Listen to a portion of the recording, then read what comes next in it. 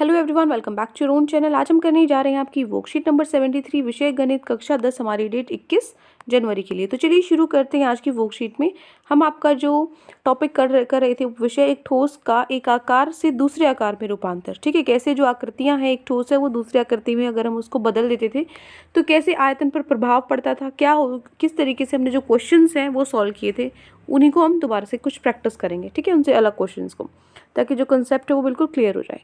पहला आपका उदाहरण है, 7 मीटर व्यास वाला एक गहरा कुआं खोदा जाता है। ठीक है ना, 7 मीटर व्यास दे रखा है, त्रिज्या कितनी हो जाएगी 3.5। ठीक है, कुआं खोदा है, खुदाई से निकलने वाली जो मिट्टी है उसको समान रूप से फैलाकर एक चबूतरा बनाया। ठीक है, 22 मीटर गुना में 14 मीटर, मतलब लंबाई और चौड़ाई आपको दी हुई है। ये चबूतरा बनाया, इस चबूतरे की ऊंचाई आपको ज्ञात करनी है कितनी बनेगी। तो जो इसका आयतन होगा, जितनी मिट्टी इसमें से निकाली है उसी का तो चबूतरा बनाया ना, तो जो इसका आयतन होगा, कुएं का आयतन होगा, वो इस चबूतरे का आयतन होगा, है ना। तो वही हम करेंगे, क्या लिखेंगे, सभी कुएं से जो भी निकलने की जो मिट्टी निकली है उसका जो आयतन है वो क्या होगा। ये किस बेलन के आकार का है, तो पाई आर का वर्ग एच होगा। आर क्या है, 3.5 है। ठीक है, और एच क्या आपको 20 दिया हुआ है। तो बस ये हो गया आपका 770 मीटर क्यूब।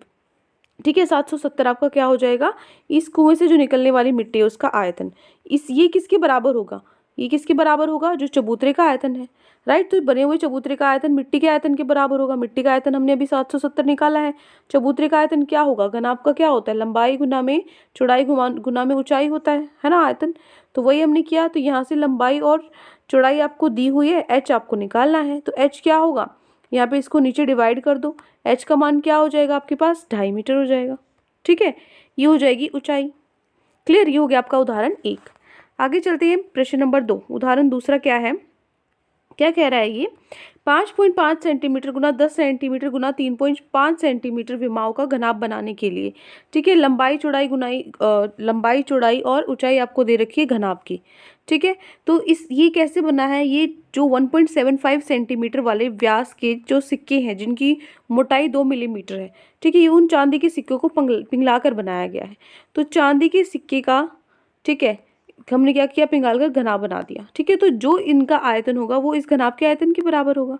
राइट, घनाभ का आयतन किसके बराबर होगा, जो सिक्कों की संख्या n संख्या के आयतन के बराबर होगा, है ना। अगर आप एक सिक्के को एक के ऊपर रख दोगे तो ये क्या बनेगा, बेलन आकार का बन जाएगा, है ना। तो जो सिक्के हैं उनको बेलन आकार मान के चल रहे हैं हम। तो प्रत्येक सिक्के का व्यास इतना है, व्यास दे रखा है तो इसका आधा त्रिज्या हो जाएगी, है ना। इसका आधा कर देंगे, ये हो गई हमारी त्रिज्या। तो प्रत्येक सिक्के की जो मोटाई है वो आपको 2 मिलीमीटर दी हुई है। तो n सिक्के को पिघलाकर, कितने सिक्के हैं वो भी तो पता होने चाहिए ना, वही हमें निकालना है। ठीक है, कितने सिक्के n हमें निकालना है। तो देखो सारे n गुना में आपका बेलन आकार है, n गुना में एक का जो आयतन है। ठीक है, अगर मैं उसको n से गुना कर दूं तो टोटल जो सारे सिक्के का मिलाकर आयतन होगा वो हो जाएगा। तो n गुना में पाई आर का वर्ग एच, ये आपका फॉर्मूला होता है। तो r का वर्ग क्या है, ये है 1.75। ठीक है, इसका हमने क्या कर दिया, 2 से इसका वर्ग निकाल दिया। उसके बाद ऊंचाई आपको दी हुई है कितनी, ये आपको मोटाई दी हुई है, इसी को ऊंचाई मान के चलेंगे। मोटाई 2 मिलीमीटर है, इसको भी सेंटीमीटर में बदल दिया। ठीक है, तो ये हमारे पास क्या आ जाता है, सिक्कों का आयतन। अब जो ये सिक्कों का आयतन है वो किसके बराबर है, घनाभ के आयतन के बराबर है। और घनाभ का आयतन आसानी से निकाल सकते हैं क्योंकि लंबाई चौड़ाई ऊंचाई तीनों चीज़ें दी हुई हैं। तो इनको बराबर रख दिया और यहाँ से जो ये है ये नीचे आ जाएगा। n की मान हम निकाल सकते हैं, कितना आ जाएगा, 400 सिक्के। ठीक है, ये हो गया आपका उदाहरण 2। अब चलते हैं हमारे प्रश्न उत्तर पे। तो आज की वर्कशीट में आपको ये 2 प्रश्न दिए गए हैं। पहला आपका प्रश्न है, व्यास 3 मीटर का एक कुआं है जो 14 मीटर की गहराई तक खोदा जाता है। ठीक है, गहराई 14 मीटर मतलब ऊंचाई आपको दी हुई है और व्यास 3 मीटर है, तो इसका जो त्रिज्या है 1.5 मीटर हो जाएगा। ठीक है, तो इससे निकलने वाली जो मिट्टी है, मिट्टी को कुएं के चारों ओर, ये कुआं है इसके चारों ओर क्या करा है, 4 मीटर चौड़ी एक वृत्ताकार रिंग वलय बनाते हुए समान रूप से फैलाकर एक प्रकार का एक बांध बनाया जाता है। इस बांध की ऊंचाई ज्ञात कीजिए। देखो क्या कह रहा है ये, मान लीजिए आपके पास ये कुआं है, इस कुएं में क्या किया, इस कुएं से जो मिट्टी निकाली है ना वो इसके चारों तरफ ऐसे क्या बना दिए, बांध बना दिया, मिट्टी का चारों तरफ इसकी मिट्टी लगा दी ऊपर। ठीक है, तो यहाँ से जो ये मिट्टी है ना, रिंग है जो, इसका आपको दे रखी है चौड़ाई 4 मीटर। ठीक है, और इसकी जो अंदर कुआं है उसकी तो 3 मीटर थी। ठीक है, तो इसकी ऊंचाई 14 मीटर थी। अब यहाँ से देखो, यहाँ पे आर ई क्या मतलब है, बाहरी जो बाहर वाली त्रिज्या, आर एक्सटर्नल, बाहर वाली त्रिज्या कितनी होगी, ये होगी ना बाहर वाला सर्कल, सेंटर तो यहीं से है, 1.5 तो ये हो गया, 3 का आधा 1.5 और 4 ये हो गया, 4 और 1.5 5.5 मीटर हो गया आपका, है ना। उसके बाद जो आई है इंटरनल अंदर वाली जो त्रिज्या है 3 का आधा कितना हो जाएगा 1.5 मीटर हो जाएगा।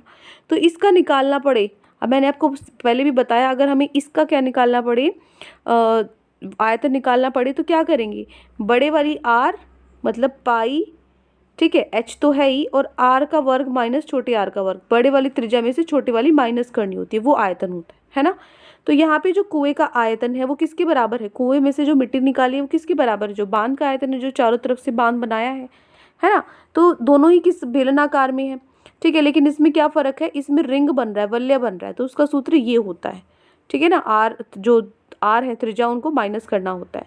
तो यहाँ पे जो आपको त्रिज्या दी थी 3 था, आपका व्यास उसका आधा हो जाएगा 1.5, ऊंचाई आपको 14 दी हुई थी, इनको गुना करोगे 31.5 आएगा, पाई से पाई यहाँ पे कट जाएगा, एच हमें निकालना है, ठीक है। बड़े वाला जो आर है वो कितना है, बाहरी वाला आर 5.5 है और ये छोटा 1.5 है, तो इसको सॉल्व करोगे 28 आपका आंसर आएगा। हमें एच निकालना है तो 28 नीचे आ गया है, ठीक है। सो एच के वैल्यू क्या आ गई हमारे पास 1.125 मीटर, जो कि हमें ऊंचाई निकालनी थी, ठीक है।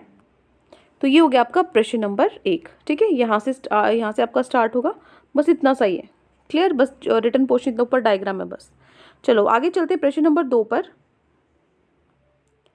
प्रश्न 2 क्या है, एक किसान अपने खेत से में बनी 10 मीटर व्यास वाली और 2 मीटर गहरी एक बेलनाकार टंकी को आंतरिक व्यास 20 मीटर वाले एक पाइप द्वारा एक नहर से जोड़ता है। तो यदि पाइप में पानी 3 किलोमीटर प्रति घंटा की चाल से चल रहा है तो कितने समय बाद टंकी पूरी भरी जाएगी। ये क्वेश्चन तो हम कल कर चुके सेम टू सेम, है ना। कल की वर्कशीट अगर आपने कर ली है तो सेम वही क्वेश्चन है, तो नोटबुक में आपको इसको दोबारा लिखने की ज़रूरत नहीं है क्योंकि कल आप लिख चुके हो इसको, ठीक है।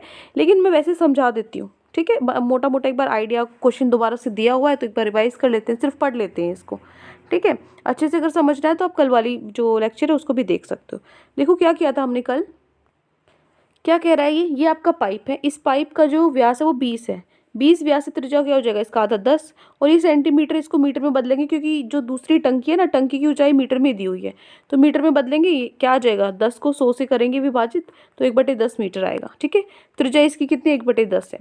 तो इस पाइप में से इस टंकी में पानी भर रहा है, इस टंकी का त्रिज्या कितनी है, व्यास 10 है, त्रिज्या इसका आधा हो जाएगा 5, और ऊंचाई आपको इसकी दी हुई है 2 मीटर। तो आपको क्या करना है, इसमें से कितना पानी इसमें गया है, जितना पानी इसमें से बहकर गया है वही टंकी का आयतन होगा, है ना। तो इसमें से कितना बहकर गया है कैसे निकालूंगी मैं, देखो यहाँ पे आपको आयतन निकालने के लिए, आयतन तो डायरेक्ट इसका निकलेगा नहीं, ठीक है, निकल जाएगा कोई मतलब पाई आर स्क्वायर एच वही फॉर्मूला हम यूज़ करेंगे, लेकिन उसमें आपको चाल दे रखी है और कुछ नहीं दे रखा, चाल दे रखी है। तो मैं क्या करूँगी, चाल से क्या करूँगी मैं, समय पूछा है इसने मुझसे, ठीक है, तो मैं इसकी लंबाई निकाल के, जितने में से पानी बह रहा है वो इसकी लंबाई तो होगी, लंबाई है मतलब लंबाई तो हो जाएगी दूरी, और चाल हमें दे रखी है, तो इसने पूछा कितने समय में टंकी भर जाएगी, तो समय निकाल सकती हूँ मैं, चाल दे रखी है, अगर मैं दूरी निकाल लूँ इसकी तो मैं समय निकाल सकती हूँ, है ना। तो देखो कैसे करेंगे, पहले पाइप का आयतन जो है वो किसके बराबर है, टंकी के आयतन के बराबर है, ठीक है, दोनों किसके बेलन आकार में, तो पाई आर का वर्ग एच आपका सूत्र होगा। तो बस वैल्यू पुट करिए, यहाँ पे पाइप का जो त्रिज्या 1/10 थी, एच हमें निकालनी है, इस पाइप की तो निकालिए ना, ये यही दूरी हो जाएगी, दूरी पता है हमें, चाल दे रखी है, समय मैं निकाल लूँगी, है ना। तो यहाँ से ये किसके बराबर है, टंकी के आयतन के बराबर है, पाई से पाई कट गया, इधर R2 लिख लेना, ये मिसिंग है यहाँ पे, ठीक है, कल भी मिसिंग था, वही है सेम ये। सो यहाँ से R त्रिज्या आपको 5 दी हुई है और H आपको 2 दिया हुआ है, तो इसको सॉल्व करेंगे अब जब हम H के लिए, तो मेरे पास H आएगा 5000 मीटर, और जब मैंने इसको किलोमीटर में बदला तो 1000 से विभाजित कर दिया, 5 किलोमीटर मेरा आंसर आ गया, ठीक है।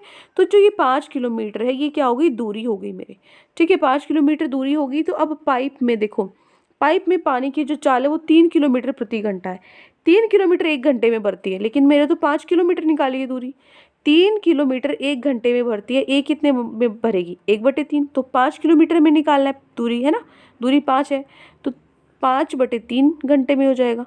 तो घंटे को मैंने मिनट में बदल दिया, 3 से 60 कट गया 20 पे, तो 5 दूनी 10 होता है, तो 100 मिनट, मतलब 100 मिनट में जो टंकी है वो भर जाएगी, ठीक है। यही हमें समय निकालना था, हमने फाइंड आउट कर लिया है। तो ये हो गया आपका क्वेश्चन नंबर 2। तो ये 2 क्वेश्चन आज आपकी वर्कशीट में दिए गए थे, आई होप आपको अच्छे से समझ में आ गए हैं। कोई भी डाउट है किसी भी क्वेश्चन में तो कमेंट सेक्शन में आप मुझसे पूछ सकते हैं, और अगर आपको लेक्चर अच्छा लगे तो चैनल को सब्सक्राइब कर सकते हैं, वीडियो को लाइक कर सकते हैं। आज के लिए इतना ही, मिलते हैं नेक्स्ट वीडियो में, till then take care, bye bye.